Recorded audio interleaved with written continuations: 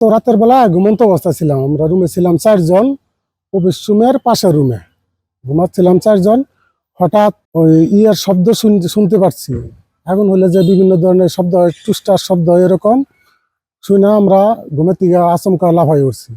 সাইডে বারান্দা রুম দিয়া ওই পাশে রুমে যাইতেই দেখি যে প্রচন্ড ধোঁয়া ওদিকে এবং আগুন জ্বলতেছে। পরে আমরা জীবন নিয়ে শুধু রুমেতে বেরিয়ে গেছি। ভোর 4:20-এ আমরা সংবাদ পাই কিশোরগঞ্জ ফায়ার স্টেশনে যে জেলা ট্রাফিক অফিসে অগ্নিকাণ্ড সংঘটিত হয়েছে।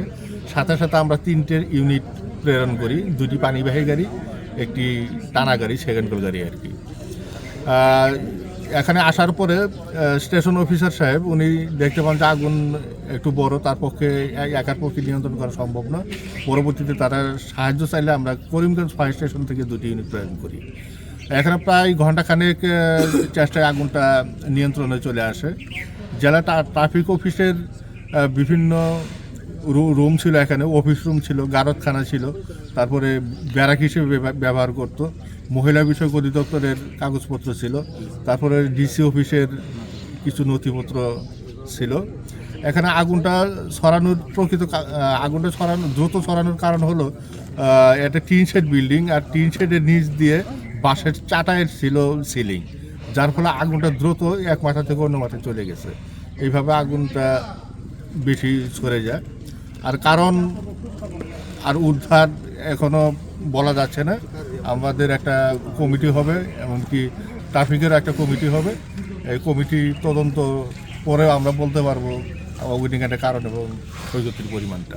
ভয়াবহ আগুন চারদিকে ছড়িয়ে পড়ছে। আমাদের ট্রাফিক অফিস সহ এই পাশে যে অফিসগুলো আছে সেগুলোতে প্রচণ্ড আগুন ছড়িয়ে পড়ছে, নিয়ন্ত্রণের বাইরে চলে যায়। তারপর ফায়ার সার্ভিস খবর দিলে তারা আসে, আইসা আগুন নিয়ন্ত্রণে আসে। এর মধ্যে আমাদের গুরুত্বপূর্ণ যে গাড়ির জব্দকৃত কাগজপত্র প্রায় 400-র মতো কাগজপত্র হবে, মামলার জব্দকৃত কাগজপত্র পড়ে গেছে।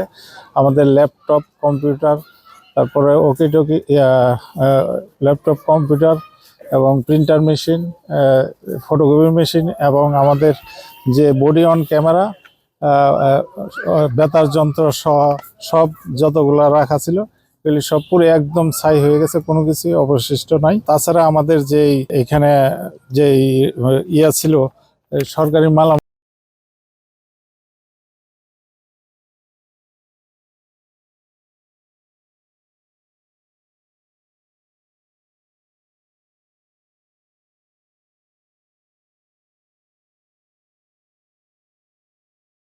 আমি তো প্রতিনিয়তই সকালে ফজরের নামাজ কালাম পড়ি, ওইভাবেই আমি 4টার দিকে আমার ঘুম ভাঙছে, ওই দেখি অন্ধকার, বিদ্যুৎ চলে গেছে।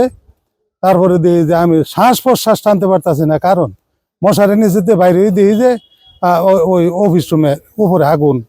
তারপরে দাও দাও করে আমার সহকারী টিএসআই ছিল বিপ্লব স্যার, মিজান, কনস্টেবল এগুলো ডাক দিয়ে শুধু নিজের জীবনটাই বাঁচাইছে, আর আমাদের জীবনের যত কাগজপাতি, ডকুমেন্ট সমস্ত কিছু আমার চলে গেছে।